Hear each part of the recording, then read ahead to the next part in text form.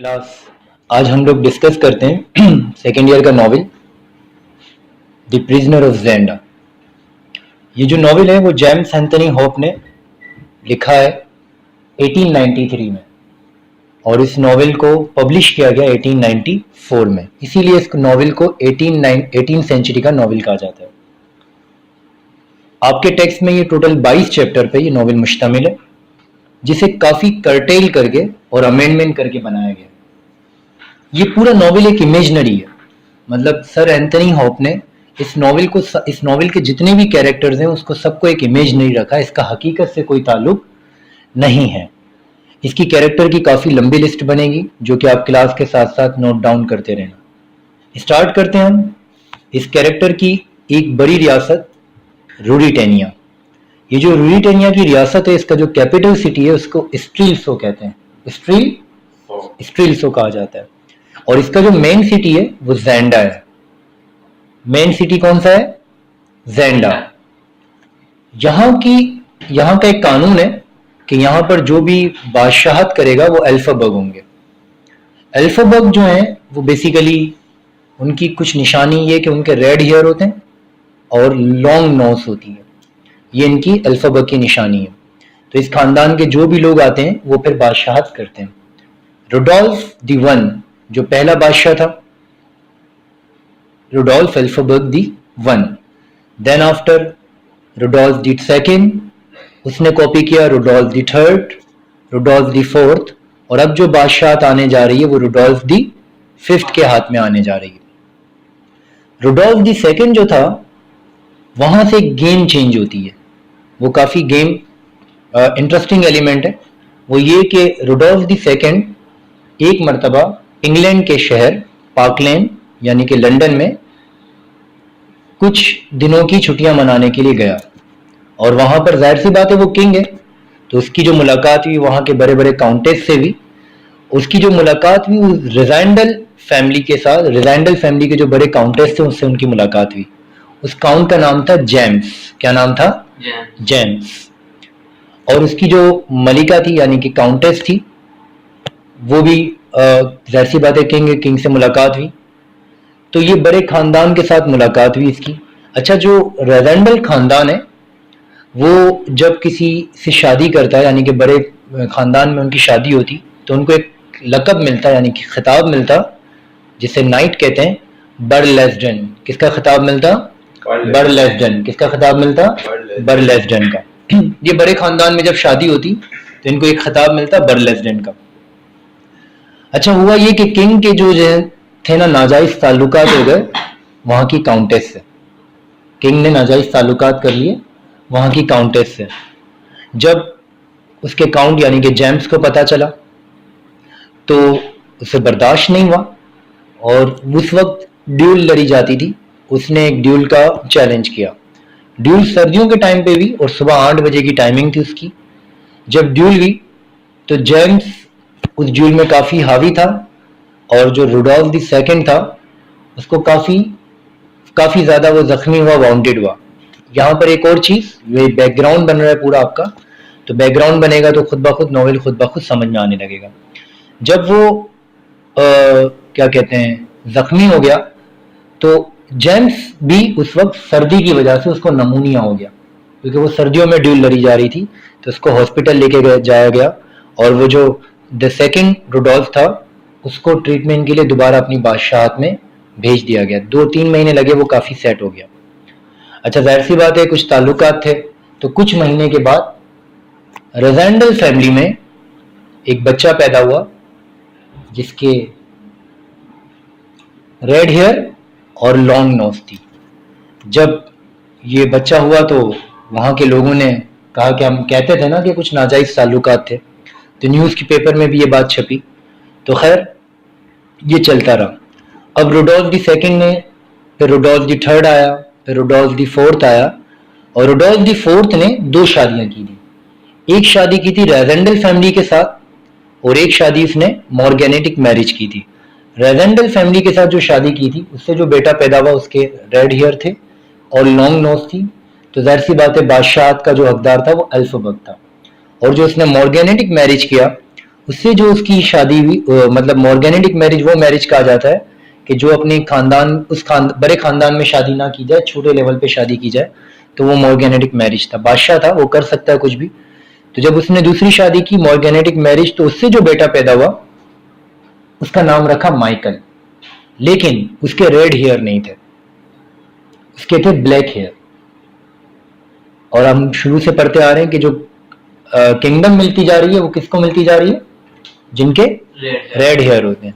तो जब ये ब्लैक हेयर वाला बादशाह पैदा हुआ, ब्लैक हेयर वाला बेटा पैदा हुआ, उसका नाम उन्होंने माइकल रखा। और इसको प्यार से फिर ब्लैक माइकल के नाम से, इसके 3 नाम है, ब्लैक माइकल भी इसको कहने लगे, ड्यूक माइकल भी कहने लगे, और ड्यूक ऑफ द स्टिल्सो भी इसे कहा जाता है। बादशाह जो रुडोल्फ दी फोर्थ था, उसने अपनी रियासत जो थी रूरिटेनिया की, वो सारी अल्फबर्ग यानी कि रुडोल्फ अल्फबर्ग जो 5th बादशाह बनने वाला उसके नाम पे की, सिवाय एक चीज के, प्रिजनर अपना जैंडा का जो पूरा कैस्टल था ना, जैंडा का जो शहर था, उसका ड्यूक उसने अपने बेटे को बनाया, माइकल को। तो जो जैंडा की रियासत को गवर्न कर रहा था वो ब्लैक माइकल कर रहा था, और जो बाकी रूरिटेनिया की जितनी भी रियासत थी वो किसके हाथ में थी? रुडोल्फ अल्फबर्ग के हाथ में थी। अच्छा, अब ये कहानी चलती है, रुडोल्फ दी फोर्थ का एक्सपायर हो जाता है, अब बारी आती है रुडोल्फ दी 5th की। अच्छा, इसी दौरान एक शख्स रेवेंडल फैमिली में इंग्लैंड में पैदा होता है, रेड हेयर वाला और लॉन्ग नोस वाला, रेवेंडल फैमिली में पैदा हुआ। और आप समझ चुके होंगे वो कहां से लिंक बन रहा है उसका, जाहिर सी बात है वो सेकंड जिसने गेम चेंज किया था, जो मैंने शुरू में बताया आपको। तो जब रेवेंडल फैमिली में एक बच्चा पैदा हुआ, उसके भी रेड हेयर थे और लॉन्ग नोज थी, तो जो किंगडम थी उसके हिसाब से उसको रुडोल्फ का लकब मिला, रुडोल्फ रेवेंडल के नाम से उसका नाम बना। 29 साल का था वो जब एक 29 एज में पहुंचा, तो 3-4 लैंग्वेजेस उसको आने लगी, और वो हॉर्स राइडिंग का बड़ा शौक था, और काफी उसके अच्छा, मतलब उसने एक आला तालीम हासिल की थी। उसकी एक भाभी थी और उसका एक भाई था, भाई का नाम था रॉबर्ट, ROBERT, और उसकी जो भाभी थी उसका नाम था लेडी रोज बर्लेस्डन। लेडी रोज बर्लेस्डन, बर्लेस्डन क्या है? उनका खिताब है। जब वो रेवेंडल फैमिली वाले बड़े खानदान में शादी करते थे, उनको जो नाइट मिलता था उसको बर्लेस्डन कहता है। तो लेडी रोज बर्लेस्डन, लेडी रोज जो थी ना, वो अपने देवर से काफी नाखुश थी, क्योंकि वो कोई काम नहीं करता था, तो उसे काफी मर्तबा कहती थी तुम काम करो काम करो काम करो। लेकिन रेवेंडल वो कहता था कि भाभी हमें काम करने की क्या जरूरत, हम तो वैसे ही इतने बड़े काउंट हैं। रेवेंडल शौक था उसको घूमने फिरने का, तो लेडी रोज कहती थी कि तुम काम करो। तो एक दिन लेडी रोज ने अपने भाई को कहा, अपने रॉबर्ट ने और लेडी रोज ने कहा कि हमने तुम्हारे लिए एक जॉब देखी है। मैंने एक बंदे से बात की, उस बंदे का नाम है जैकब बर्टेल। क्या नाम है? जैकब बर्टेल। फला रियासत का बंदा है, वो एम्बेसडर बनने वाला है आने वाले 6 महीनों में। तो हमने उससे बात की, तुम जाके उससे मिलाओ, वो तुम्हें एक अच्छी जॉब ऑफर करेगा और तुम्हारी अच्छी सेटिंग बन जाएगी। रेवेंडल कहता है ठीक है मैं चला जाता हूँ, लेकिन रेवेंडल को घूमने का शौक होता है, तो वो पहले कहता है कि मैं अच्छा, उसे इस दौरान ये पता चलता है कि रूरिटेनिया की रियासत में जो है ना वो बादशाह का कोरोनेशन सेरेमनी होने वाली है, तो ये चाहता है कि मैं भी जाऊं देखने के लिए कोरोनेशन सेरेमनी किस तरह की है, क्या है। तो वो एक सफर इख्तियार करता है, कहता है कि इस दौरान मेरी वहां पर भी मुलाकात हो जाएगी, बादशाह की कोरोनेशन सेरेमनी भी देख लूंगा, और उस बंदे से जाकर मिल भी लूंगा जॉब के हवाले से जो इसकी भाभी ने उसको कहा है। ये पेरिस जाता है सबसे पहले, ये प्लान करता है सेंट्रल यूरोप का, वहां पे टेरोल एक शहर है, वहां पर जाने का प्लान करता है। तो सबसे पहले टेरोल जाने से पहले वो एक पेरिस जाता है। पेरिस में उसकी अपने 2 दोस्तों से मुलाकात होती है, एक का नाम होता है जॉर्ज फिरले और दूसरे का नाम है बर्ट्रेन। जॉर्ज फिरले और बर्ट्रेन, जॉर्ज फिरले और बर्ट्रेन, ये इसके दोस्त होते हैं 2। बर्ट्रेन वो ज्यादातर नशे की हालत में होता है, तो एक दिन वहां पर उनकी मुलाकात होती है, तो बर्ट्रेन काफी एक नशे की हालत में होता है, तो जॉर्ज जो है वो मस्ती मजाक वाला होता है। तो रेवेंडल कहता है बर्ट्रेन को कि क्या हुआ तुम्हें, क्या इस तरह के मूड में क्यों बैठे हुए हो तुम? तो वो कहती है कि मैं एक लड़की से बेइंतहा मोहब्बत करता हूँ। तो जॉर्ज कहता है, वो लड़की इसको वो तफरी में कहता है कि वो लड़की इसको कुछ भाव तो देती नहीं है। लेकिन बर्लिन को गुस्सा आ जाता है कि तुम मुझे इस तरह क्यों कह रहे हो। तो रेजेंडल को कुछ पता नहीं होता, वो कहता है अच्छा ठीक है। तो वो कहती है कि अच्छा जिससे मोहब्बत करते हो उसका नाम क्या है। वो कहता है तो जॉर्ज कहता है डी मुबाम। क्या नाम है? डी मुबाम। तो बर्टन को गुस्सा आ जाता है और वो जॉर्ज को कहता है डी मुबा क्यों कहा, उसका नाम है मैडम एंड डी मुबा। तो जाहिर सी बात है वो जॉर्ज तफरी के मूड में होता है, वो तफरियां कर रहा होता है। तो रेजेंडल को कहता है कि वो बहुत खूबसूरत औरत है। तो जॉर्ज रेजेंडल को कहता है कि अब चलें सफर करते हैं हम आगे का, जहां पे तुम्हें जाना है। तो इसको ट्रेन में छोड़ने के लिए जाता है। इत्तेफाक होता है कि जॉर्ज जब छोड़ने के लिए जाता है तो वहां पे ट्रेन में उसकी एक खातून से मुलाकात होती है, और वो खातून कोई और नहीं होती, डी मुबा ही होती है। वो काफी देर तक बात करता है, तो रेजेंडल उधर देख रहा होता है। तो रेजेंडल जॉर्ज को कहता है तुम किससे बात कर रहे थे? वो कहता है मैं डी मुबा से बात कर रहा था। तो रेजेंडल थोड़ा सा औरत के मामले में वीक है, मतलब वो चाहता है कि उससे भी बातचीत हो। तो रेजेंडल जो है ना, और जॉर्ज कहने लगा रेजेंडल को कि तुम सफर कर रहे हो, तुम्हारी खुश नसीबी है कि डी मुबा भी वहीं का सफर कर रही है जहां पे तुम्हें जाना है, तो तुम्हारी तो अच्छी बातचीत हो जाएगी। अब तुम तो मतलब ये वो इस तरह की बातें। तो उसको ख्याली में कहता है कि तुम अपनी कलम गिरा देना, तो वो तुम्हें वो उठाने के लिए आएगी, तुम भी झुक जाना और तुम दोनों एक दूसरे को देखना। इस तरह की बातचीत होती है। अच्छा, रेजेंडल जब सफर इख्तियार करता है तो मैडम डी मुबा को उस वक्त पता नहीं होता, क्योंकि रेजेंडल जो है ना वो लुक लाइक रिसेम्बलेंस होता है किंग का, जो अब कोरोनेशन सेरेमनी जिसकी होने वाली है कहां पर, रूरिटेनिया में। रेजेंडल की शक्ल उससे मिलती जुलती है बिल्कुल। तो मैडम डी मुबैन ने पहले किंग को देखा नहीं होता, तो उसको आइडिया नहीं होता कि रेजेंडल है। रेजेंडल उसको जब भी मैडम डी मुबैन उसको देखती है तब वो नहीं देखता जब, लेकिन मैडम डी मुबैन का जब उस पर ध्यान नहीं होता तो कुछ गौर गौर से उसको देख रहा होता है और कोशिश करता है कि मैडम डी मुबैन से उसकी बातचीत हो जाए, और मतलब शेरम छारी वाला एलिमेंट भी होता है। अच्छा खैर, ये सफर होता है। इतने में ये लोग टिरोल नहीं रुकते, डायरेक्ट रूरिटेनिया की रियासत पहुंचते हैं कोरोनेशन सेरेमनी के लिए। वहां पर जैसे ही उतरता है रेजेंडल कोरोनेशन सेरेमनी वेडनेसडे वाले दिन होने वाली होती है। पहले इसकी कोई और डेट होती है लेकिन बाद में चेंज हो जाती है वेडनेसडे वाले दिन। ये रेजेंडल को कैसे पता चलता है? जैसे ही रेजेंडल मंडे वाले दिन जब वो ट्रेन से उतरता है रेजेंडल, तो वहां पर क्लर्क होते हैं कुछ, जाहिर सी बात है वीजा लगाना होता है ना कि भाई आप शहर में घूम सकते हो। तो क्लर्क, पहला वाला क्लर्क उसको गौर गौर से देखने लग जाता है। रेजेंडल हैरत में कि मुझे इतना क्यों गौर से देख रहा है। फिर सेकंड क्लर्क भी देखता है और थर्ड क्लर्क भी इसी तरह से देखता है। तो रेजेंडल काफी हैरत में हो जाता है कि ये लोग मुझे इस तरह से क्यों देख रहे हैं। खैर वो वीजा लगवाने जाता है कि भाई मुझे वीजा लगा दो, तो उसको स्पीड से वीजा भी लगा देते हैं। तो रेजेंडल हैरान हो जाता है, लेकिन खैर वो आगे निकलता है, एक न्यूज़पेपर के पास जाता है, तो वहां पे एक हाईलाइट छपी हुई होती है कि कोरोनेशन सेरेमनी ऑन वेडनेसडे। कब अभी होगी कोरोनेशन सेरेमनी? वेडनेसडे वाले दिन। अब रेजेंडल कहता है कि मंडे वाले दिन पहुंचा है, ये बात का ख्याल रखें, और 2 दिन के बाद कोरोनेशन सेरेमनी है। और कोरोनेशन सेरेमनी का इतना हाइप क्रिएट हुआ है कि लोग वहां पे काफी कोरोनेशन सेरेमनी को देखने के लिए आए। तो रूरिटेनिया में तो पांव रखने की जगह नहीं है, काफी लोग आए हुए हैं कोरोनेशन सेरेमनी को देखने के लिए। और रेजेंडल कहता है कि अब कोरोनेशन रूरिटेनिया जाने से बेहतर है कि मैं जेंडा चला जाता हूँ, वहां का फॉरेस्ट देख लेता हूँ, क्योंकि वहां के फॉरेस्ट की उसने बहुत सी तारीफें सुनी होती है कि जेंडा का फॉरेस्ट बहुत अच्छा है। तो वो चाहता है कि मैं पहले जेंडा का फॉरेस्ट देख लूं और इसके बाद में जो है ना वो एक दिन पहले या अर्ली मॉर्निंग में जाकर मैं स्टील से चला जाऊंगा और वहां पे मैं कोरोनेशन सेरेमनी में हाजिर हो जाऊंगा। रेजेंडल को उस वक्त कुछ नहीं पता होता किंग उसके जैसा है वगैरह वगैरह। अच्छा, रेजेंडल जो है ना वो जेंडा जाता है, इतने में एक जगह पे होटल में वो रूम बुक करवाने जाता है। वहां पे एक मोटी सी खातून होती है, उसकी 2 बेटियां होती हैं। उसकी दूसरी वाली बेटी बहुत खूबसूरत होती है। तो वो मोटी खातून है ना, वो जब उनको भी पता नहीं होता, उन्होंने भी, जाहिर सी बात है वो जेंडा में रहते हैं, तो आपको पता होगा जेंडा की जो रियासत है वो किसके हाथ में? ब्लैक माइकल के हाथ में। किसके हाथ में?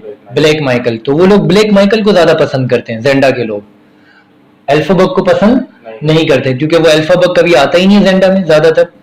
तो वो जेंडा में जब जाता है रूम बुक करवाने के लिए, तो वहां पे दूसरी वाली जो बेटी होती है ना, वो मोटी खातून होती है, वो आपस में बातें करते हैं। तो रेजेंडल उनकी बातें सुन रहा होता है, तो वो दूसरी वाली बेटी बात करती है कि अपनी माँ को कहती है कि कोरोनेशन सेरेमनी होने वाली है और सुना है कि एल्फाबक और फ्लेविया की शादी हो जाएगी।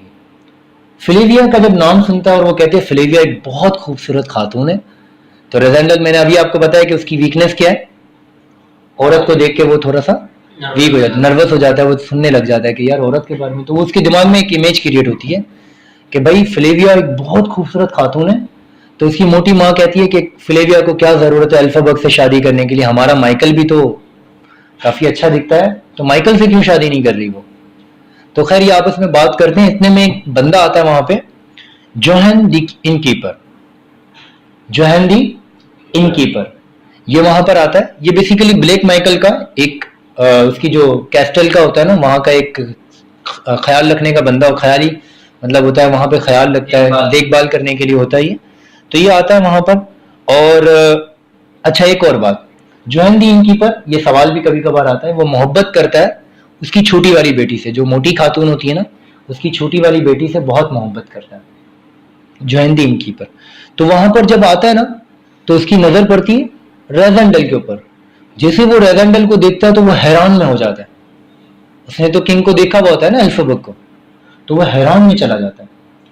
और वो हैरत ज़्यादा हो जाता है कि अच्छा, जब ये इस सिचुएशन में तो है, ये रेजेंडल फिर हैरान हो जाता है कि यार जब मैं ट्रेन से उतरा तो वो क्लर्क मुझे देख के हैरान हो गए, पहले दो तीन, फिर वो न्यूज़पेपर वाला, और ये यहाँ वहां के लोग, और अब ये क्यों इस तरह हैरान हो रहे हैं मुझे देखकर, क्योंकि रेजेंडल को उस वक्त तक कुछ नहीं पता होता कि वो लुक लाइक रिजेम्बलेंस ऑफ एल्फाबग, यानी कि असली किंग जैसा।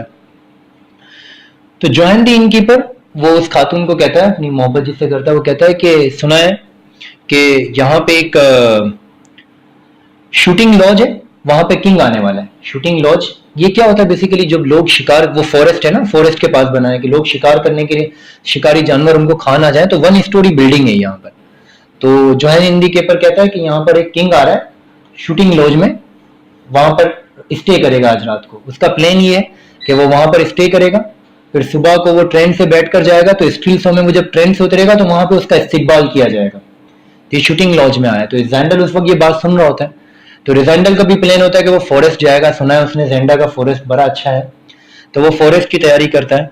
तो उसको रूम नहीं मिलता वहां पर, इन शॉर्ट उसको रूम नहीं मिलता। फिर ये तो जॉइन इनकीपर उसको कहता है चलो आओ तुम्हें मैं एक जगह लेके जाता हूँ, वहां पे तुम्हें रूम भी मिल जाएगा। तो रिजेंडल को वो जॉइन इनकीपर सवाल पूछता है क्या तुमने पहले किंग को देखा है। तो वो कहता है नहीं, तो मैंने किंग को तो नहीं देखा। तो बोला किंग से मुलाकात की है। बोला नहीं, मैंने कभी मुलाकात नहीं की है, मैं तो यहाँ पर आया हूँ कोरोनेशन सेरेमनी के लिए, कि किंग को जब तख्त पहनाया जाएगा तो मैं देखने आया हूँ कि किस तरह की रिस्पेक्ट है यहाँ पर। तो वो खैर इसको लेके जाता है। तो वो रेजेंडल उसको कहता है कि तुम मुझे एक काम करो, फॉरेस्ट में लेके जाओ जेंडा के, वहां पर जाके मैं देखना चाहता हूँ कि वो फॉरेस्ट कैसा है। तो वो फॉरेस्ट में जब जेंडा के जाता है तो काफी सफर करने के बाद एक सिगार पीता है और एक उस हल्की सी नींद में चला जाता है। और उसकी नींद में वो छोटी बेटी जो बातें नहीं करती फ्लेविया ऐसी, तो वो फ्लेविया आ जाती है। वो कहती है काश मैं किंग होता और फ्लेविया मुझे मिल जाती। ये इस तरह की सोच में होता है। तो इतने में 2 लोग आते हैं, वो किंग वो आराम कर रहा होता है एक दरख्त के नीचे फॉरेस्ट में इतने में 2 लोग आते हैं आर्मी के, एक की एज 50 से 55 साल और दूसरा जो है वो 30 से 32 साल का। एक होता है पहला शख्स कहता है look at me gentleman, I am captain Fritz. Regendal देखता है उसको और he is colonel Sept. Colonel Sept एक आधा गंजा होता है, 50-55 उसकी एज होती है, वो आर्मी का बंदा होता है, वो ज्यादातर किंग के साथ रहता है। अच्छा, ये जब दोनों जेंटलमैन यानी कि रेजेंडल को देखते हैं तो ये खुद वही हैरत में चले जाते हैं। कौन सी हैरत में? जो क्लर्क गया था और वो हाँ ज्वाइन के पर चले गए, तो ये भी उसी हैरत में ना। तो इतने में किंग पीछे से आवाज देता है। कौन किंग? क्योंकि किंग भी वो शूटिंग लॉज में आया हुआ होता है ना, तो वो भी फॉरेस्ट के अंदर सफर करता है। यहां पर एक सवाल आता है आपको कि कब रेजेंडल और एल्फाबग यानी कि 2 किंग की आपस में मुलाकात हुई थी, कब 2 किंग की आपस में मुलाकात हुई थी, ये रेजेंडल ये सवाल करता है। ठीक है, किससे सवाल करता है? ये सवाल आता है पेपर में कि कब 2 किंग की आपस में मुलाकात। तो 2 किंग की आपस में मुलाकात कहां पर हुई थी? फॉरेस्ट ऑफ जेंडा के फॉरेस्ट में हुई थी तो खैर जब किंग देखता है उसको तो रिजेंडल उसको जब देखता है और अल्फाबक को, जब अल्फाबक रिजेंडल को देखता है, रिजेंडल अल्फाबक को ऐसा लगता है आईना है, क्योंकि अल्फाबक को अल्फाबक नजर आता है और रिजेंडल को रेजेंडल नजर आता है। दोनों एक दूसरे के, रिजेंडल को 440 वॉट का झटका लग जाता है कि ये तो पूरा मेरे जैसा है, और अल्फाबक भी ये हैरान हो जाता है कि ये कैसे हो सकता है। तो खैर वहां पर कर्नल सेप्ट एक स्टेटमेंट देता है। कर्नल सेप्ट काफी जहीन बंदा होता है, क्योंकि वो बादशाह के चलाने में काफी उसका एक मेन पार्ट होता है। और ये भी सवाल आता है कि कर्नल सेप्ट ने बादशाह को कैसे बताया, तो वो आगे जाके आपको खुद ब खुद समझ में आने लगेगा। उम्मीद है यहां तक आपको सारे कैरेक्टर समझ में आ रहे हैं क्लास, कोई मसला तो नहीं हो रहा आपको? अपने नोटबुक में वो कैरेक्टर बनाते जाएं। अब कर्नल सेप्ट जो है ना, वो एक किंग को कहता है, how is it possible to king at the same time, एक ही वक्त में दो किंग एक बादशाह पर कैसे किंगडम में हो सकते हैं? तो कर्नल सेप्ट कहता है कि ये आगे नहीं जाना चाहिए, रिजेंडल को यानी कि पकड़ के रख लो, रिजेंडल को आगे लेके जाओगे तो कैसे पॉसिबल है कि एक ही बादशाह में दो किंग? तो रिजेंडल जो है ना, इतने में अल्फाबक कहता है कि अपना मशवरा अपने पास रखो, ये हमारा मेहमान है, हम इसे लेके जाते हैं। तो ये शूटिंग लॉज में जाते हैं। शूटिंग लॉज 1 स्टोरी बिल्डिंग, पता है ना आपको? वहां पर जाते हैं। तो वहां पर ये जब जाते हैं ना, तो वहां पर खाना वाना खाते हैं। कौन कौन? कर्नल सेप्ट, फ्रिट्ज और अल्फाबक और रेजेंडल। और वहां पे एक चौकीदार होता है जिसका नाम है जोसेफ। तो अल्फाबक जोसेफ को हुक्म देता है खाने के बाद कि हमारे लिए वाइन लेके आओ। क्या लेकर आओ? वाइन लेके आओ। अल्फाबक जो है ना, वो जब वाइन पी रहे होते हैं, अल्फाबक ज्यादा वाइन पीता है और वो रेजेंडल वगैरह कम वाइन पीते हैं, छोटा छोटा ग्लास पीते हैं, और वो काफी ज्यादा पीता है क्योंकि वो वाइन का एडिक्ट होता है। और वो वाइन पीते पीते हद से ज्यादा हंसता भी बहुत ज्यादा है और हद से ज्यादा शराब पीता है। अच्छा, ये जब शराब पी रहे होते हैं इतने में जोसेफ आता है और कहता है कि एक कपड़े में लपटे हुए एक बड़ी शराब की बोतल लेके आता है, और जोसेफ इनको देता है और अल्फाबक को देता है और कहता है कि ये गिफ्ट है जो आपके भाई ब्लैक माइकल ने आपके लिए भिजवाया है। जब उस वक्त वो नशे में होता है, वो नशे वाला वो बोतल का पहला सिप लेता है और वो एक स्टेटमेंट पास करता है। वो कहता है, रिजेंडल लुक एट मी, आज अगर तुम मुझे ये कहो ना कि बादशाह आदि दे दो तो मैं तुम्हें दे दूंगा, लेकिन इस बोतल का एक सिप भी तुम्हें नहीं दूंगा। और वो पूरी बोतल टक टक टक पूरी पी जाता है। अच्छा, ये काफी सूरत हाल होती है। तो फ्रिट्ज कहता है, king do you know we have to go early in the morning. King तुम्हें पता है ना सुबह कोरोनेशन सेरेमनी है, तो लेट स्लीप। अब सो जाते हैं और सुबह की तैयारी करते हैं। सुबह इनको 5 बजे उठना होता है। प्लान ये था कि फ्रिट्ज उठेगा सबसे पहले, फिर बादशाह वगैरह को तैयार करेगा और ये फिर स्टिल्स होकर ट्रेन में सफर करेंगे और वहां पर उनका इस्तकबाल किया जाएगा। सुबह होती है, रिजेंडल को ये पता होता है कि भाई मैं तो सो जाऊंगा, मुझे तो कुछ नहीं करना, मैं तो यहीं पे रहना है। तो रिजेंडल सोया हुआ होता है, अच्छी नींद कर रहा होता है। मुझे इतना याद है कि रिजेंडल कहता है कि मुझे सिर्फ इतना याद है कि शराब पीनी और सुबह सोना है और सुबह उठना है ना। तो अचानक से सुबह रिजेंडल के ऊपर ठंडा ठंडा पानी फ्रिट्ज फेंक देता है। रिजेंडल की आंख खुलती है। फ्रिट्ज को कहता है, तुमने मुझ पर पानी क्यों फेंका? तो वो कहता है, उठो और देखो बादशाह को। तो बादशाह एक लंबी लंबी सांसें ले रहा होता है। बादशाह एक लंबी लंबी सांसें ले रहा होता है। तो वो रिजेंडल कहता है, बादशाह को क्या हुआ? वो कहता है, बादशाह को लगता यह है कि वो जो रात को उसने वाइन पी उसमें कुछ ड्रग्स शामिल थे, जिसकी वजह से बादशाह इस वक्त अनकॉन्शियस है और ये 10 घंटे से पहले उठेगा नहीं। हम सुबह 1 घंटे से इसको ट्राई कर रहे हैं, तो बादशाह तो उठ ही नहीं रहा। तो यहाँ पे एक ये भी किताब में लिखा हुआ है, बुक में, कि अल्फा वो जो कर्नल सेप्ट है वो भी बादशाह को उठाता है। तो वो कहता है, जैसे अपना क्या कहते हैं कि शराबी कुत्ते का नाम देते हैं इसको, कि देखो शराबी कुत्ता सोया हुआ है। यहाँ पे लिखा हुआ है पेज नंबर 19 के ऊपर, ड्रंकन डॉग, ये लिखा हुआ है कि ड्रंकन डॉग। ये मैं अपनी तरफ से बात नहीं कर रहा, किताब में लिखा हुआ है। फिर कर्नल सेप्ट आता है और रिजेंडल को कहता है एक जुमला, जैसे जैसे इंसान बड़ा होता है ना, तकदीर पर उसका बिलीफ बढ़ता जाता है। तुम्हें कुदरत ने यहां पर भेजा है और आगे भी तुम्हें कुदरत ही भेजना चाह रही है। तो अब बादशाहत को बचाने के लिए हमारी हेल्प करो और तुम्हें ही किंग बनना पड़ेगा। तो इतने में जोसेफ आता है, जोसेफ का हुक्म, ये कहता है ठीक है रिजेंडल, पहले रिजेंडल कहता है what do you mean by, तुम क्या कहना चाह रहे हो?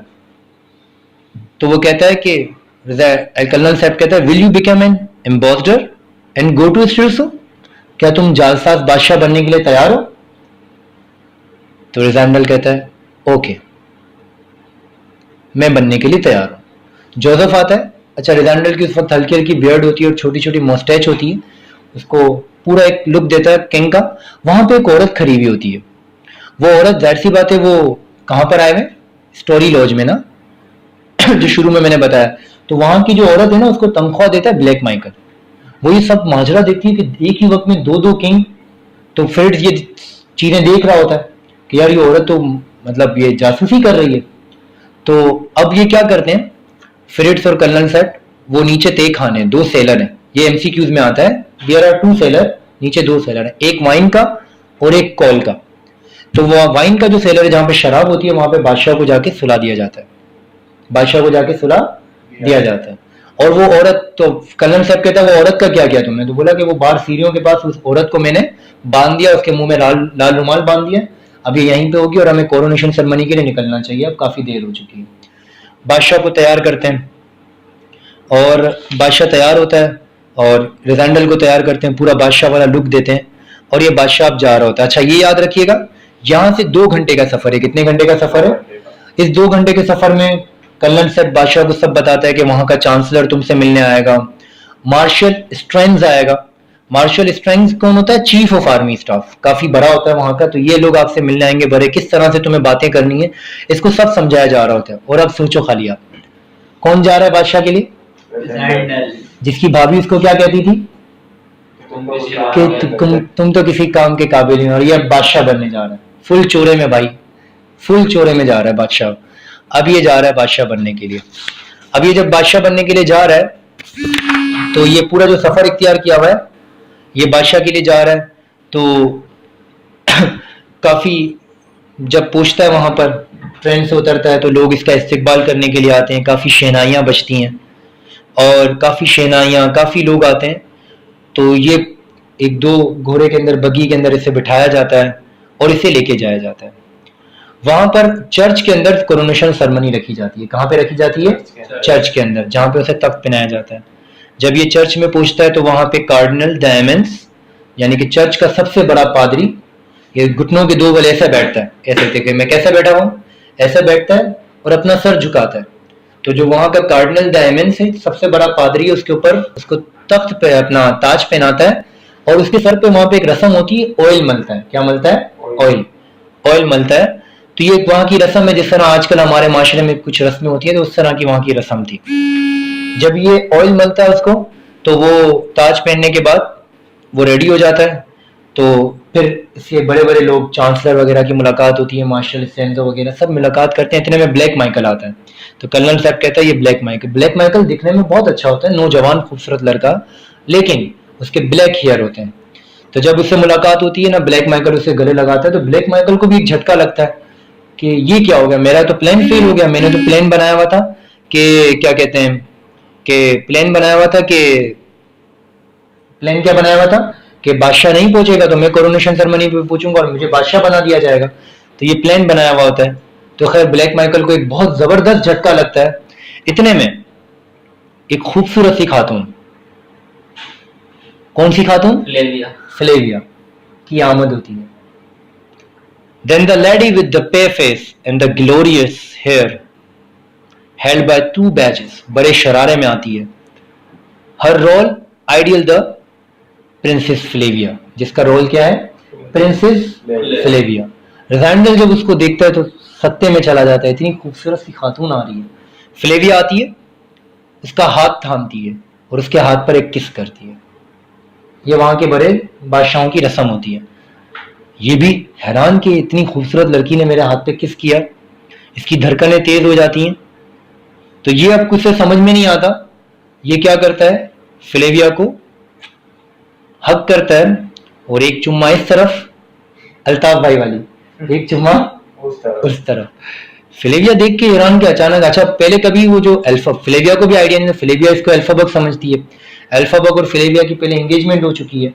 एल्फाबग और फ्लेविया के दरमियान ऐसे कभी ताल्लुकात नहीं हुए, अचानक से देख के हैरान हो जाती है कि ये क्या मामला है। खैर वो इमेजिन कर रही होती है। तो अब ये जो सूरत हाल चल रही होती है पूरी फ्लेविया की, और ये काफ़ी यहाँ से इनकी कहानी स्टोरी स्टार्ट होती है। अच्छा, कोरोनेशन सेरेमनी के बाद जब रिजेंडल, कर्नल सेप्ट और फ्रिट्स वापस आते हैं थक कर, तो अब रिजेंडल की मुलाकात भी होती है फ्लेविया के साथ, और वो कुछ कहता भी है कि कितनी वो खूबसूरत लगती है। तो इस पर कर्नल सेप्ट को थोड़ा गुस्सा आ जाता है। वो कहता है कि उसकी इंगेजमेंट हो चुकी है एल्फाबग से, तुम इस तरह की हरकतें ना करो। अब वो कहता है बहुत किंग किंग खेल लिया, अब चलते हैं असली किंग के पास। वो अब तो अपनी असली हालत में आ चुका होगा, तो उसको लेके आते हैं और किंगडम उसके हवाले करते हैं, और इस तरह से वो किंग बन जाएगा और तुम अपने घर पे दोबारा चले जाना। तो रिजेंडल और कर्नल सेप्ट ये दोनों निकलते हैं कहाँ पर, शूटिंग लॉन्च, जहाँ पे वो किंग को रखा गया है वाइन सेलर के अंदर। तो रिजेंडल और कर्नल सेप्ट दोनों निकलते हैं और फ्रिट्स को कहते हैं कि तुम जो है ना वो यहाँ पर ख्याल रखना कि कोई आए किंग से मिलने, ब्लैक माइकल वगैरह तो आने नहीं देना, क्योंकि मैं और कर्नल सेप्ट और रिजेंडल जो है ना वो किंग को वापस लेने जा रहे हैं। और एक वो चोर दरवाजे से निकलते हैं, 2 हॉर्स के अंदर दोनों बैठते हैं और निकलते हैं। तो थोड़ा सा सफ़र तय करते हैं, तो इतने में इनको एक आवाज़ आती है कि कोई इनको पीछे से फॉलो कर रहा है। तो ये रुक जाते हैं और पीछे जब देखने की कोशिश करते हैं, तो रिजेंडल को भी फील होता है कि हाँ कोई आ रहा है। तो वो 2 लोग आ रहे होते हैं, एक होता है मैक्सऑफ और एक होता है ब्लैक माइकल। मैक्सऑफ कौन होता है?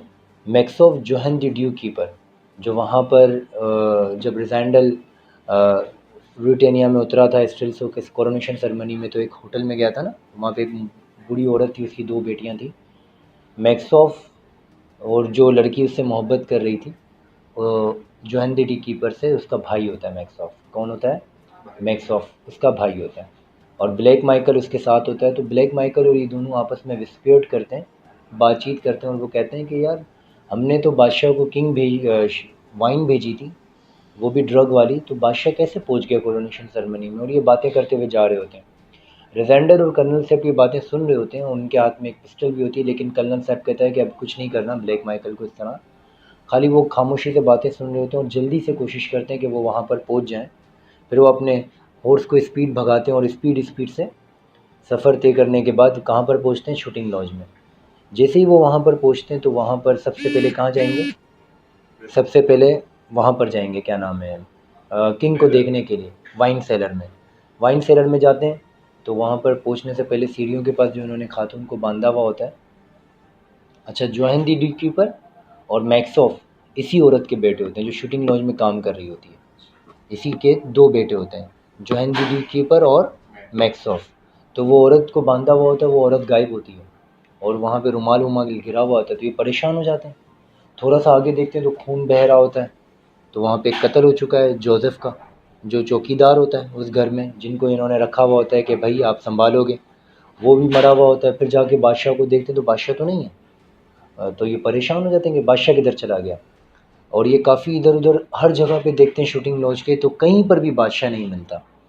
उस वक्त कर्नल सेप्ट और ये रिजेंडल काफ़ी परेशान हो जाते हैं। तो इट्स मीन कि अब ये पता चला हमें कि Rudolf Elphberg has been kidnapped by his own brother और prisoner Black Michael. So he is in the prisoner of Zenda. Prisoner of Zenda का कैदी कौन है? रुडोल्फ। जेंडा का कैदी कौन है? रुडोल्फ एल्फरबर्ग है। कौन है जेंडा का कैदी?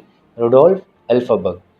अब यहाँ पर रिजेंडल और ब्लैक कर्नल सेप्ट जो हैं वो कोशिश करते हैं कि किसी तरीके से एल्फरबर्ग को ढूंढे। वो ढूंढते हैं, मिलता नहीं है। तो वहाँ से अब ये परेशान हो जाते हैं कि ये जो जोसेफ की लाश है इसको कैसे दफनाया जाए। तो ऐसे तो नहीं छोड़ के जाएंगे ना, उन्होंने काफ़ी उसका ख्याल रखा होता है, जोसेफ ने अपनी पूरी ज़िंदगी दी होती है। तो वो कहते हैं कि भाई इसको दफना कर यहाँ से निकलते हैं। तो जैसे वो दफनाने के लिए जाते हैं ना, तो खिड़की में से देखते हैं तो 3 लोग आ रहे होते हैं। और 3 लोग जब आ रहे होते हैं ना, तो ये कर्नल सेप्ट और रिजेंडल देख रहे होते हैं कि ये 3 आ रहे हैं, ब्लैक माइकल के साथी हैं, क्योंकि शूटिंग लॉज के सामने ही कैस्टल ऑफ जेंडा होता है। तो ये आ रहे होते हैं, तो ये खामोशी से रहते हैं। फिर जैसे ही वो बाहर निकलते हैं, तो ये सबसे पहले अटैक करते हैं, तीनों को मार देते हैं। रिजेंडल एक को मारता है, कर्नल सेप्ट, और इस तरह वो तीनों को मार देते हैं और कहते हैं कि अब ये जो है ना अपने साथियों को जब दफनाने आएंगे तो जोसेफ को भी दफना देंगे। और इस तरह से वो रिजेंडल और कर्नल सेप्ट दोबारा कहाँ चले जाते हैं? रूरिटेनिया में। कहाँ चले जाते हैं? रूरिटेनिया, अपनी रियासत में, क्योंकि इस वक्त तो इनको बादशाह नहीं मिला।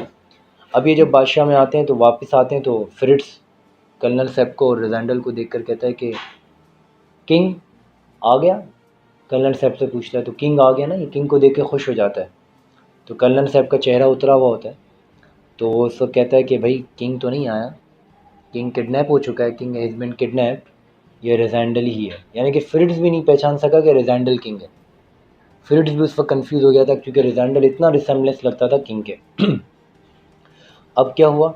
अब कर्नल सेप ने कहा कि रिजेंडल आप टेक ओवर करें ये किंगडम को, और अब आपको ही किंगडम चलानी है जब तक हम बादशाह को केज से छुड़वा ना लें, बादशाह को रिहा ना करवा लें। रिजेंडल जो है ना वो किंगडम चलाता है। अब किंगडम चलाता है तो सबसे पहले वो बावर्ची को निकाल देता है। बावर्ची को क्यों निकालता है? क्योंकि सबसे पहला शक बावर्ची को हो सकता है। अल्फ़ाबक का जो खाने का स्टाइल है, वो जो चीज़ों को पसंद करता है, रिजेंडल जो शौकीन था ना वो फीकी चीज़ें खाता था, मतलब उसको टेस्ट मसालेदार नहीं पसंद था। तो वो बावर्ची को निकाल देता है ताकि वो पहचान ना ले कि ये रिजेंडल है, वरना उनको आइडिया हो जाएगा तो रियासत को भी पता चल जाएगा लोगों को। तो वो बावर्ची को सबसे पहले निकालता है और अपना मतलब रिजेंडल वाला जो किंग वाला एलिमेंट है वो लाता है और बहुत अच्छे तरीके से किंगडम चलाता है। लोग इससे बहुत खुश होते हैं, बहुत ज़्यादा खुश होते हैं। और रिजेंडल और फिलेविया की भी मुलाकात होती है काफ़ी मरतबा। फिलेविया की एक दोस्त होती है जो फिलेविया के साथ होती है, उसका नाम है काउंटेस हेल्गा। क्या नाम है? Countess Helga. क्या नाम है? Countess Helga. काउंटेस हेल्गा जो है वो फिलेविया की दोस्त होती है। फिलेविया की दोस्त होती है। अच्छा, काउंटेस हेल्गा का भी अफेयर चलता है, किसके साथ चलता है? फ्रिट्स के साथ। किसके साथ चलता है? कैप्टन फ्रिट्स। ये दोनों का भी एक अफेयर चल रहा होता है। और ब्लैक माइकल के टोटल 6 साथी हैं। कितने साथी हैं? 6 साथी हैं, जो कि सबसे ख़तरनाक इसमें रॉबर्ट है, रॉबर्ट ऑफ हैंड्सो। क्या नाम है उसका? रॉबर्ट ऑफ हैंड्सो सबसे ख़तरनाक साथी है इसका। इसके अलावा इसके 4-5-6 और साथी हैं, जिसमें यंगरम है, ब्यूचेप है, डिचर्ड है वगैरह। ठीक है, अब आगे चलते हैं। ये हम अब चैप्टर नंबर 9 पर आ चुके हैं। अब चैप्टर नंबर 9 पर जब हम पहुँचते हैं तो रिजेंडल को एक ख़त मिलता है। क्या मिलता है? लेटर मिलता है एक खातून की तरफ से। वो लेटर ये होता है कि तुम अगर किंग की ज़िंदगी बचाना चाहते हो तो मेरे पास आओ और यहाँ पर समर हाउस में आकर मुलाकात करो।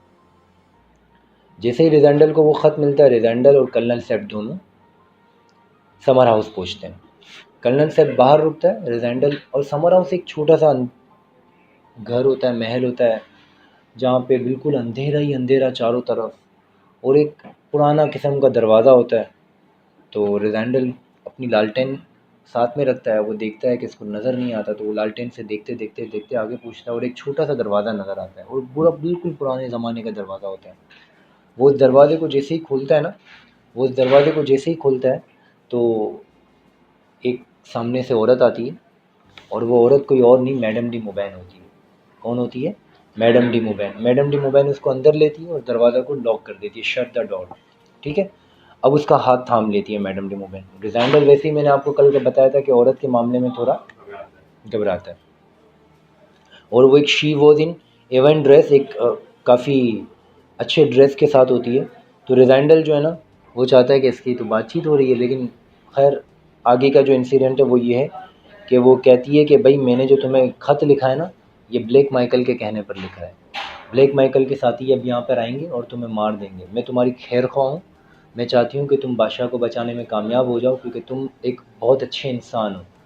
तो इस वक्त अभी 3 इसके साथी आने वाले 20 मिनट के बाद, और वो तुम्हें आके मार देंगे, तो तुम ख्याल रखो और अपनी जान बचाते हुए निकल जाओ। तो अब वो कहता है कि वो मुझे मार देंगे।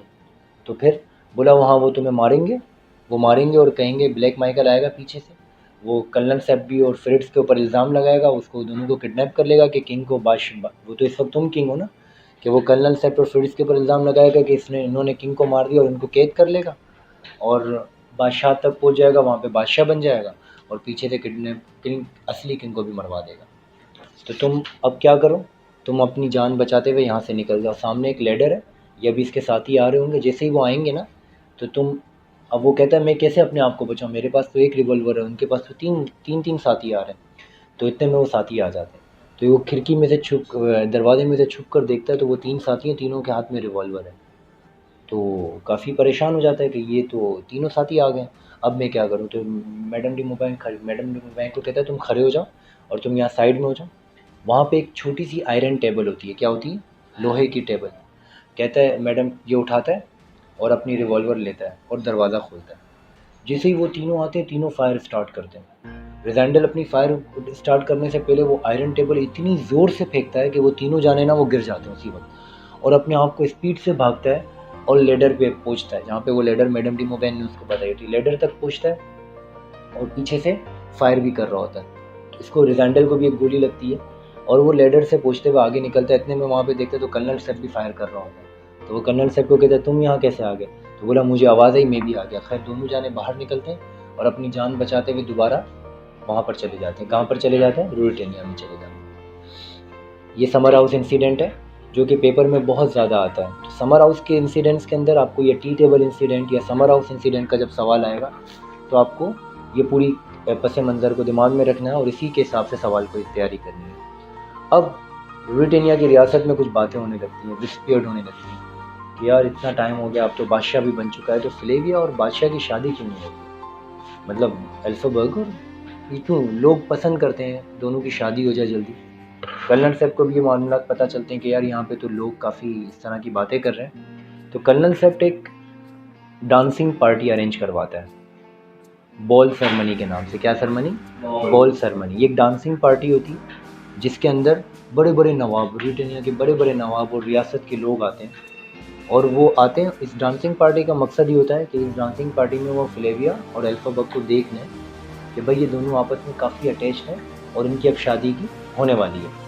डांसिंग पार्टी में 2 किस्म के डांस होते हैं। एक होता है कार्डिनल डांस। कार्डिनल डांस क्या होता है कि एक पार्टनर आपसे डांसिंग करेगा, फिर वो हटेगा, दूसरा आएगा, इस तरह लोग चेंज होते रहेंगे। और एक होता है वर्ल्ड डांस जो कि फ्लेविया और रिजेंडल करते हैं, एक दूसरे के पाँव में हाथ डालकर। ये डांसिंग पार्टी होती है और यही वो मोमेंट होता है जहाँ पे फ्लेविया और रिजेंडल को आपस में मोहब्बत हो जाती है। ये सारी बातें हो जाती हैं, फिर ये लोग दोनों खाना खाते हैं और फ्लेविया और रिजेंडल को अपने रूम में लेके जाते हैं। फ्लेविया रिजेंडल को अपने रूम में लेके जाती है और काफ़ी रोमांटिक एलिमेंट होता है। लेकिन मैं यहाँ पर आपको जो बात बताना चाह रहा हूँ, जो सवाल में आपको लिखनी है, वो ये कि फ्लेविया जो है ना, दोनों के हाथ में रेड रोज़ होता है। फ्लेविया जो है ना वो रोज़ रिजेंडल की जेब में लगाती है और रिजेंडल वो रोज़ जो है ना वो फ्लेविया के बालों में लगाता है और वो दोनों एक दूसरे को देख रहे होते हैं। रिजेंडल उस वक्त कहता है कि I was struggling my self, मैं अपने आप से जंग लड़ रहा हूँ। अगर आज फ्लेविया ने मुझे देख लिया ना तो मैं ये जंग हार जाऊँगा। मतलब रिजेंडल इतना मोहब्बत कर रहा होता है फ्लेविया से, और फ्लेविया की अचानक से नज़र पड़ती है तो रिजेंडल कहता है अ ग्लास ऑफ क्वेश्चन। उसकी आंखों को देख के ऐसा लगता है उसकी आंखों में बहुत सारे सवालात हैं और फ्लेविया अचानक से एक डीप ब्रेथ लेती है और रिजेंडल के साथ अटैच हो जाती है। रिजेंडल के साथ अटैच हो जाती है, दोनों एक दूसरे के साथ अटैच हो जाते हैं और एक दूसरे से सवाल पूछते हैं। तो रिजेंडल सवाल पूछता है क्या तुम मुझसे मोहब्बत करती हो? फ्लेविया कहती है हाँ, मैं तुमसे बेपनाह मोहब्बत करती हूँ।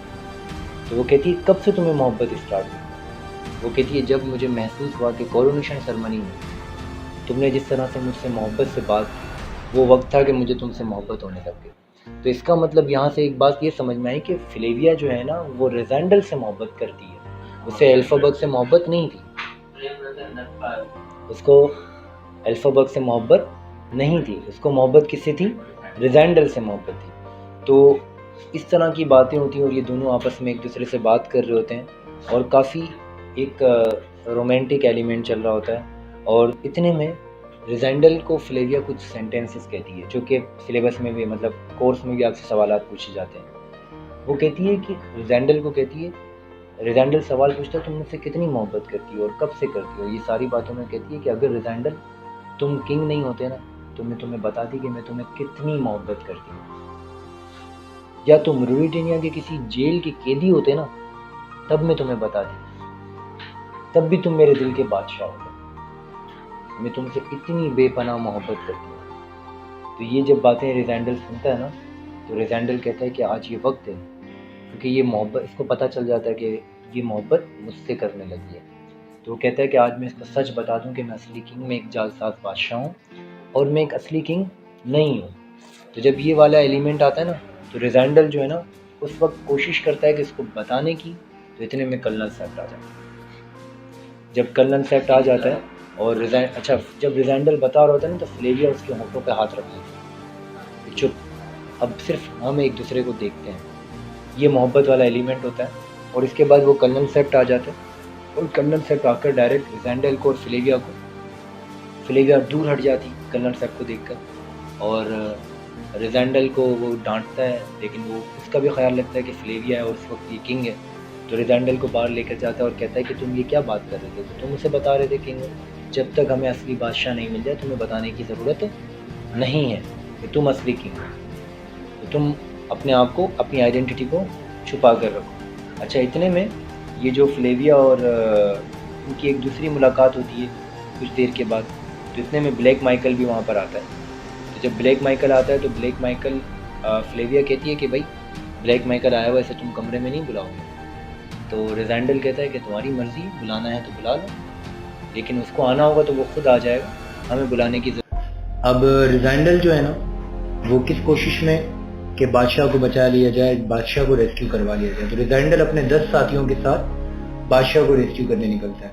तो याद होना चाहिए पिछले 2 फेज के अंदर हमने जो पहले फेज में पढ़ा वो रिजेंडल किंग कैसे बना, नंबर 2 फेज में हमने जो पढ़ा वो क्या पढ़ा कि रिजेंडल ने कोरोनेशन सेरेमनी। अब ये आप थर्ड फेज सुन रहे हैं तो ज़्यादा बेहतर होगा अगर पहले पिछले 2 फेज सुन लें, ताकि आपको थर्ड फेज ज़्यादा बेहतर समझ में आए। अदरवाइज आपका लिंक नहीं बनेगा और आपको वो चीज़ उस तरह से समझ नहीं आएगी।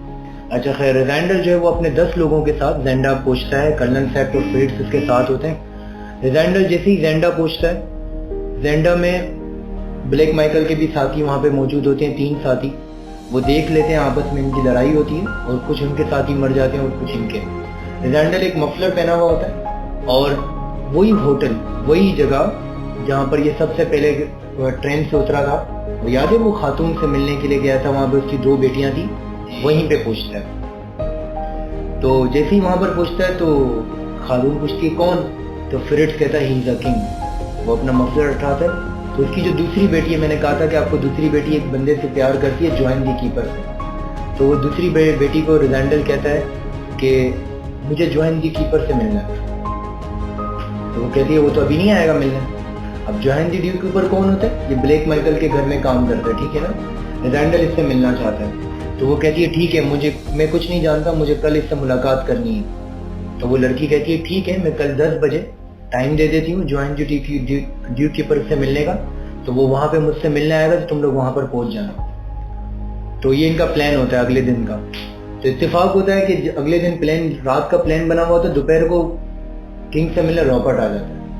Now who is Robert? Black Michael के 6 साथियों में से सबसे खतरनाक साथी।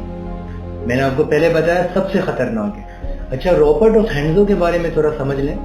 मैडम डी मुबा ब्लैक माइकल से बेइंतहा मोहब्बत करती है और रॉबर्ट ऑफ हैंड्सो मोहब्बत करता है मैडम डी मुबा से। तो ये जरा आपस में इनका कनेक्शन खतरनाक वाला है। और रॉबर्ट किसका साथी है? ब्लैक माइकल का साथी और सबसे खतरनाक साथी है। आगे चलते हैं और इसके बारे में और ज्यादा बेहतर पता चलेगा।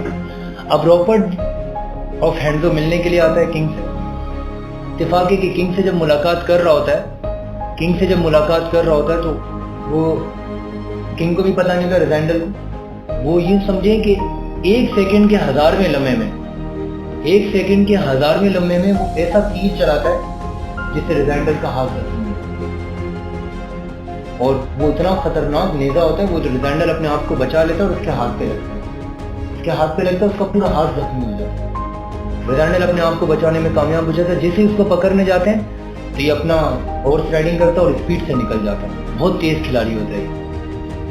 अब ये रिजेंडल को हाथ पे लगता है, बेहोश हो जाता है। फ्लेविया को पता चलता है, तो आपको पता है ना फ्लेविया जो इससे मोहब्बत करने लगी है, तो फ्लेविया इससे मिलने के लिए आती है और मार्शल स्टेंजो होता है वहां पर उसके साथ। फ्लेविया अकेले कभी भी नहीं आती, फ्लेविया के पीछे कम से कम 120-150 लोग होते हैं, पूरे आर्मी के लोग। अब फ्लेविया मिलने के लिए आई।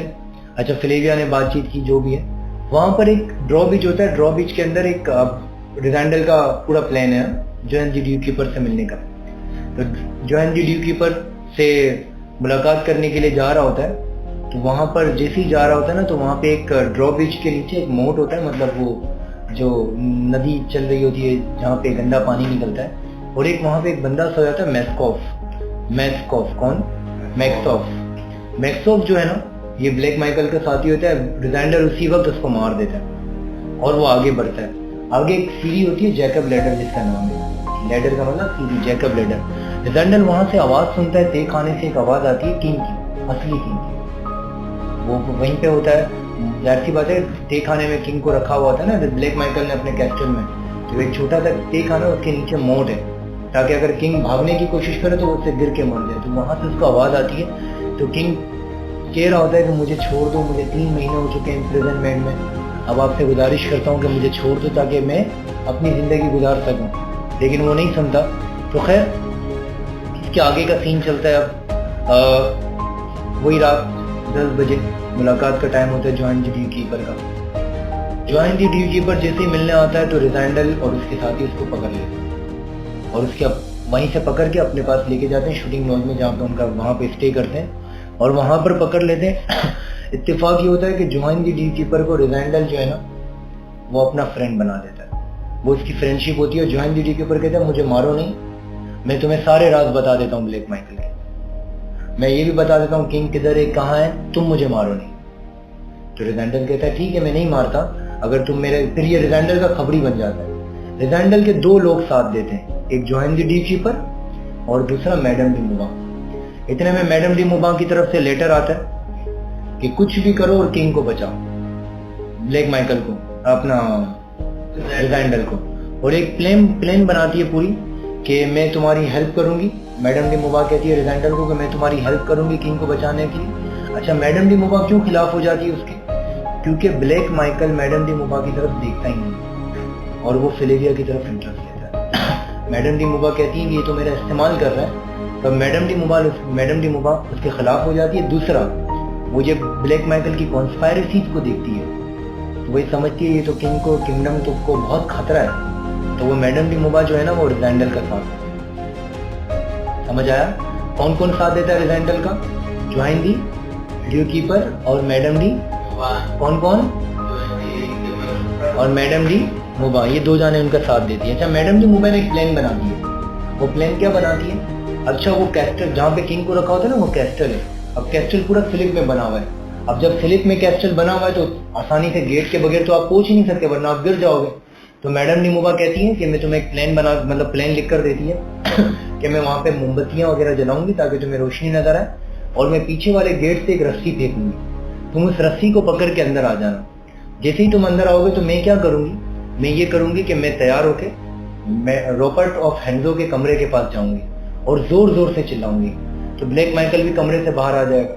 जब ब्लैक माइकल कमरे से बाहर आएगा और रॉबर्ट, ये दोनों आपस में लड़ पड़ेंगे। तो तुम अंदर आना, और वो तय खाने के ऊपर एक ब्लैक माइकल का गार्ड है और एक नीचे।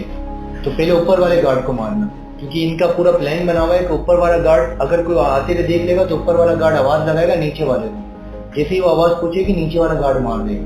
तो तुम ख्याल से ऊपर वाले गार्ड को पहले मारना और उसके बाद नीचे तय खाने में पहुंच के किंग को बचाने की कोशिश करना। ये इनका प्लान होता है।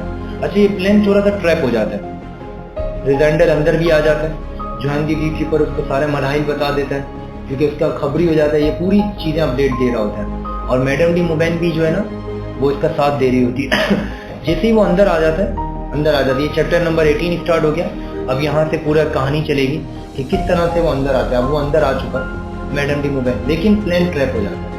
प्लान ट्रैप क्या हो जाता है कि मैडम डी मुबा ने क्या प्लान बनाया था कि मैं रोपर्ट के पास जाऊंगी और वहां से ब्लैक माइकल निकलेगा। लेकिन इत्तेफाक होता है रोपर्ट मैडम डी मुबैन की तरफ, वो रोपर्ट उससे मोहब्बत करता है, तो वो आज उस मूड में होता है कि मैडम डी मुबैन के साथ। अब ये वाला जो मामला होता है ना, तो ये इत्तेफाक होता है कि यहाँ पे प्लान ट्रैप हो जाता है।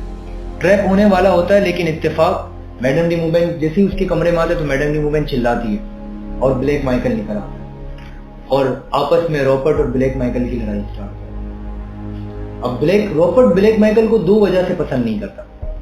एक वजह मैडम डी मुबा, दूसरी वजह ब्लैक माइकल का जो तरीकेकार है ना विलन का, मतलब वो जिस तरह चला रहा होता है, जिस तरह ऑर्डर देता है, रॉबर्ट को अच्छा नहीं लगता, क्योंकि रॉबर्ट ब्लैक माइकल से भी ज्यादा खतरनाक है। ये आपके सिलेबस में तो प्रिजनर ऑफ ज़ेंडा का पार्ट 1 है, प्रिजनर ऑफ ज़ेंडा पार्ट 2 जो देखेंगे ना, वो पूरी रॉबर्ट की कहानी है। रॉबर्ट उससे ज्यादा खतरनाक होता है। तो ब्लैक माइकल को वो दो तरीके से पसंद नहीं करता, पहला मैडम डी मुबा की वजह से और दूसरा वो ऑर्डर के तरीके की वजह से। अच्छा, जैसे ही वो अंदर आते हैं ना, अब ब्लैक रिजैंडल पे ऊपर वाले गार्ड को तो मार देता है। अच्छा, ऊपर वाले गार्ड को मार रहा होता है ना, तो वो मरते मरते जोर से आवाज लगा, तो नीचे वाला गार्ड सुन लेता है कोई आया हुआ हमला करने के लिए। तो नीचे वाला गार्ड जो है ना, जैसे रिजैंडल नीचे उतरता है तो नीचे वाला गार्ड जोर से तलवार मारता है। अच्छा, एक और बात, किंग की खिदमत के लिए एक बंदा होता है, वो एक डॉक्टर होता है जो किंग की देखभाल के लिए ब्लैक माइकल ने रखा हुआ है। वो डॉक्टर को भी जाने की इजाजत नहीं थी, क्योंकि वरना डॉक्टर सबको बता देगा। और किंग की दूसरी देखभाल करती है मैडम डी मुबा, ये कभी कभार जाके किंग के रूम में उसका ख्याल रखती है। तो डॉक्टर को पता चलता है कि रिजैंडल आया हुआ है और ये मतलब सारी कहानी हमला हो रहा है। तो वो जैसे ही तलवार चलाता है ना, वो डॉक्टर जो किंग के पास होता है ना, वो डॉक्टर अब उस तलवार के बीच में आ जाता है और वो डॉक्टर मर जाता है। और इस तरह रिजैंडल बच जाता है, लेकिन रिजैंडल उसी वक्त वार करता है और उसके दूसरे साथी को मार देता है और किंग तक पहुंच जाता है। और किंग को जैसे ही बाहर निकालता है, इतने में जोर से आवाज आती है कैस्टल में। वो आवाज क्या आती है? Duke Michael has been killed by his own master Robert. Duke Michael को मार दिया गया है उसके साथी ने, रॉबर्ट ने। अब मैडम डी मुबा वहां पे जोर जोर से रोती है, क्योंकि वो ब्लैक माइकल से एक मोहब्बत तो करती थी ना, बेइंतहा मोहब्बत कर रही थी। उसका ट्रैप फेल हो गया, उसने ये थोड़ी सोचा था कि रॉबर्ट मार देगा, समझ आया ना? तो वो जोर जोर से रोने लगी। अच्छा, खैर रिजैंडल वहां पर पहुंचा ड्रॉ ब्रिज में। अब रिजैंडल ने देखा रॉबर्ट को ना, रॉबर्ट भाग रहा था। रिजैंडल ने भी अपना घोड़ा उठाया और वो उसके पीछे पहले तो भागने लगा। तो जैसे ही रॉबर्ट आगे भागने लगा ना, तो वो बाहर निकल गया ड्रॉ ब्रिज के ऊपर, यानी कि ब्रिज के ऊपर पहुंचा ना, तो वहां पे एक छोटी लड़की जो है ना, वो घोड़ा लेकर जा रही थी। तो रॉबर्ट ने उस लड़की को धक्का दिया और उससे घोड़ा छीन लिया और उसके ऊपर बैठकर भागने लगा। अच्छा, उस भागने से पहले एक लड़ाई हुई थी, रिजैंडल की और रॉबर्ट की लड़ाई, आपस में लड़ाई हुई ना। तो रिजैंडल का वैसे ही मैंने आपको बताया 2 मरतबा जख्मी हो चुका है। एक मरतबा रॉबर्ट ने उसके ऊपर हमला किया था, एक मरतबा इसको तलवार लगी थी। 2 मरतबा जख्मी। तो रिजैंडल अपने आप को बचा नहीं पा रहा, डिफेंड कर रहा, अटैक नहीं कर पा रहा। तो रॉबर्ट उसके ऊपर बहुत हावी था। इतने में रिजैंडल ने अपना एक तलवार का जो जोर से ड्रॉ ब्रिज के ऊपर मारा ना, तो वो टूटा। तो रॉबर्ट ने देखा कि वो टूट रहा है ना, तो रॉबर्ट उससे हट गया। तो इतने में रॉबर्ट को आवाज आने लगी कि कुछ आर्मी के लोग आ रहे हैं, मतलब बड़ी फौज आ रही है। और वो फौज फिलेविया लेके आ रही थी। फिलेविया ने देखा कि ब्रिटानिया में किंग नहीं है, कहाँ है? तो फिलेविया पता चला कि वो कैस्टल ऑफ ज़ेंडा गए हुए। तो फिलेविया अपनी आर्मी के साथ आ गई। रॉबर्ट ने देखा ये तो अब मार देंगे। तो रॉबर्ट ने क्या किया, अपनी जान को बचाना मुनासिब समझा और दूर से भागा। तो रिजैंडल उसके पीछे भागा। ये कैस्टल ऑफ ज़ेंडा से निकल के फॉरेस्ट में भागने लगे। वहां पे एक लड़की जा रही थी, तो रॉबर्ट ने उससे घोड़ा छीना और घोड़े के ऊपर भागने लगा। जैसे ही रॉबर्ट भागने लगा ना, तो रिजैंडल भी इसके पीछे भाग रहा था। तो रॉबर्ट ने जोर से तलवार मारी और रिजैंडल को लगा और रिजैंडल अनकॉन्शियस उसी वक्त गिरा और बेहोश हो गया। अब वो लड़की ने, जब वो लड़की जिसका घोड़ा था वो देखा कि ये तो किंग है। अच्छा, अब सीन चेंज होता है। फिलेविया कैस्टल ऑफ ज़ेंडा में पहुंच चुकी है, वहां पे असली किंग मौजूद है, वो रेस्क्यू करवा चुके हैं। तो फिलेविया पहले उस किंग के पास पहुंची। वो कहने लगी कि तुम्हें क्या हुआ अचानक, तुम इतने बीमार कैसे हो गए और इतने कमजोर कैसे हो गए? फिलेविया को तो अल्फाबक किंग नजर आ रहा है ना, अल्फाबक। तो कर्नल साहब चुप, अब इसको कैसे बताएं? इतने में वो लड़की आ जाती कैस्टल में और जोर से कर्नल साहब को आके कहती है कि किंग वहां पे पड़ा हुआ अनकॉन्शियस। फिलेविया, किंग तो ये ना। तो वो लड़की भी देखती है, नहीं एक और किंग वहां पे ऐसा ही पड़ा हुआ। फिलेविया भागती है। फिलेविया के पीछे लोग, आर्मी के लोग भागने लगते हैं। तो कर्नल साहब सबको रोक देता है, कोई भी नहीं जाए। फिलेविया अकेली जाती है। जैसे ही जाती है तो देखती है तो वहां पे तो किंग है। अब उसको देखकर महसूस हो जाता है कि ये वजह मेरा लव है, मैंने मोहब्बत इस किंग से की। तो इसके हाथ में एक अंगूठी होती है जो फिलेविया ने गिफ्ट दी होती है। फिलेविया लेटती है, उसको अपने गोद पे बिठाती है और उसको कहती है, उसको ख्याल रखने के लिए कहती है। तो इतने में उसकी आंख खुलती है और वो कुछ ही देगा। फिलेविया देखती है ये माजरा, तो फिलेविया उससे बर्दाश्त नहीं होता। फिलेविया खड़ी होती है और उसी वक्त अकेले अपने कैस्टल ऑफ ब्रिटानिया में चले जाते हैं। समझ आया? अब वो जो फ्लेविया तो चली गई।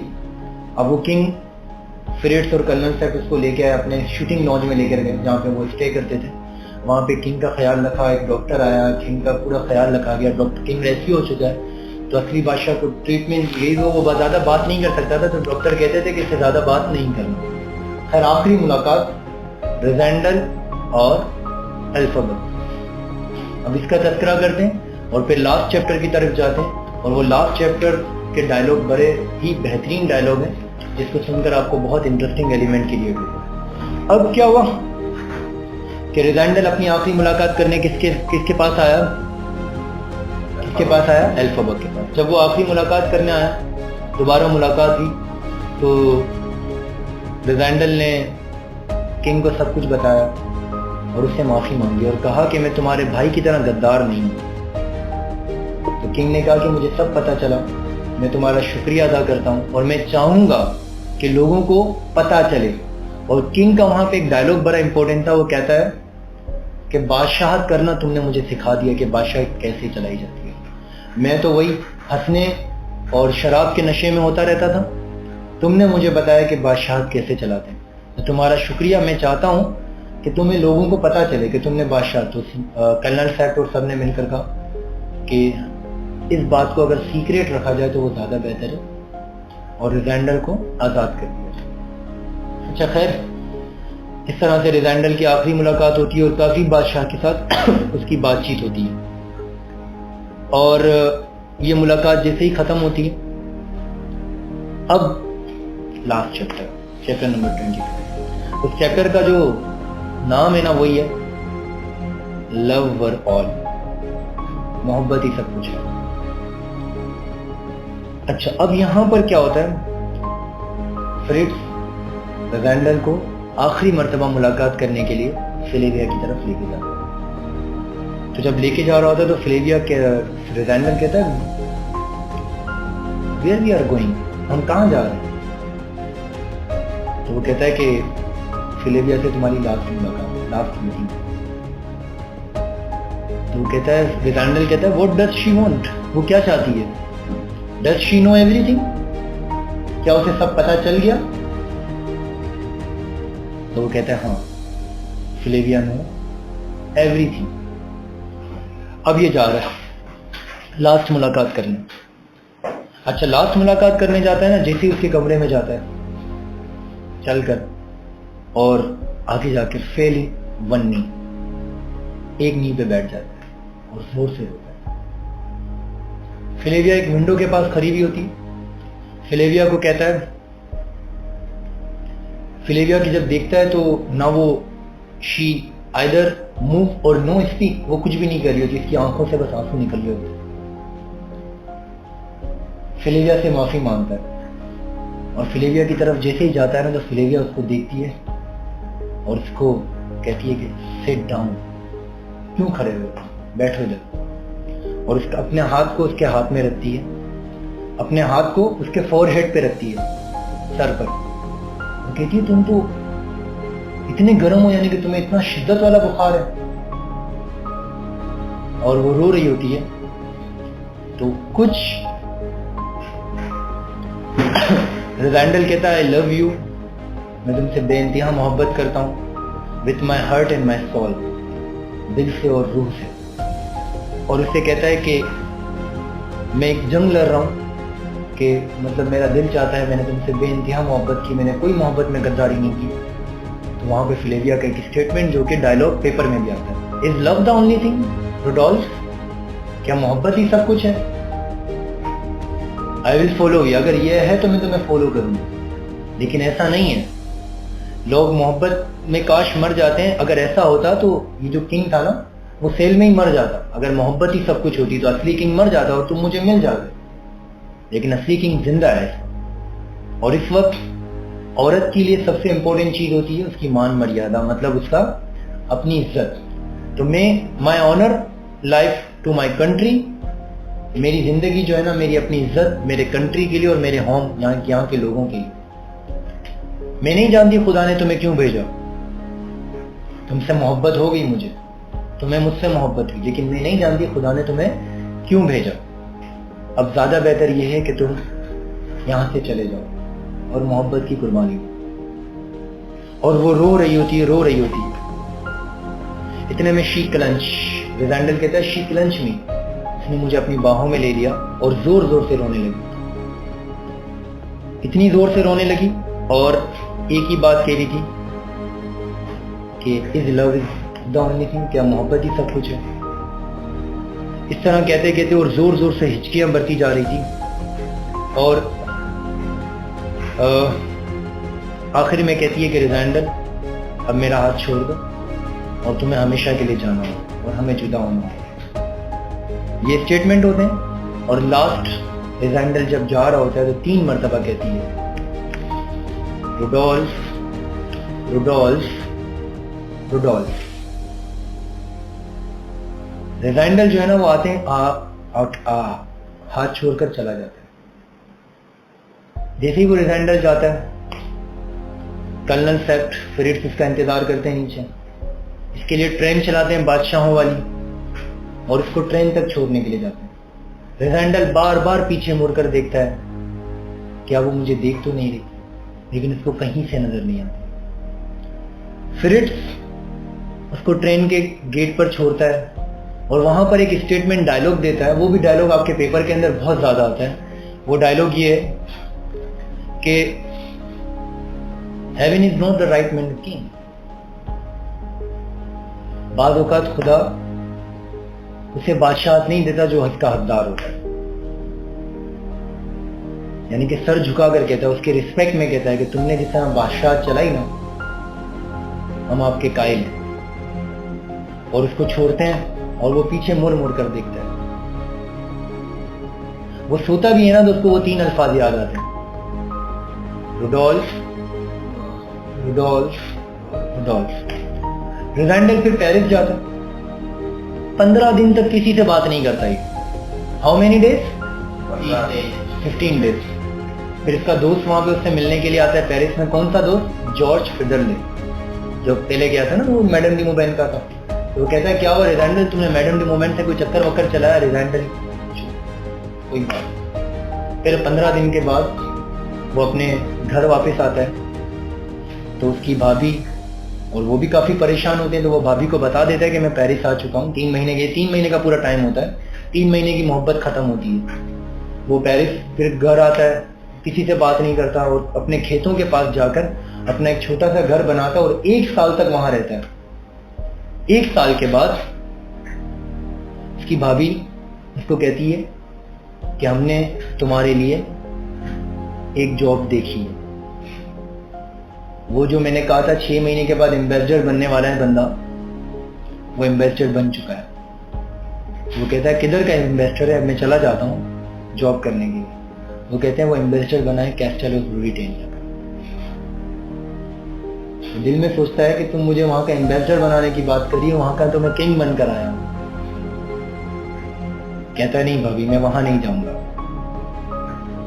इसके बाद वो दोबारा एक मरतबा पेरिस जाता है। 1 साल के बाद कर्नल सेप्ट से वादा किया होता है कि मुलाकात होगी। फ्रिट्ज और कर्नल सेप्ट उससे मुलाकात करने आते हैं। लास्ट एंड हो रहा है।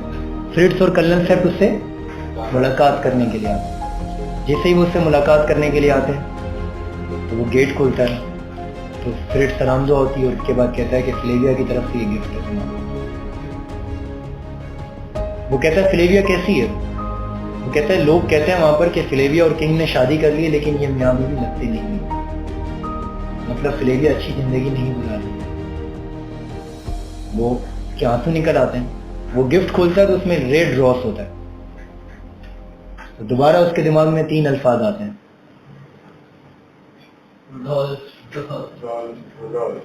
Rudolf Rudolf Rudolf.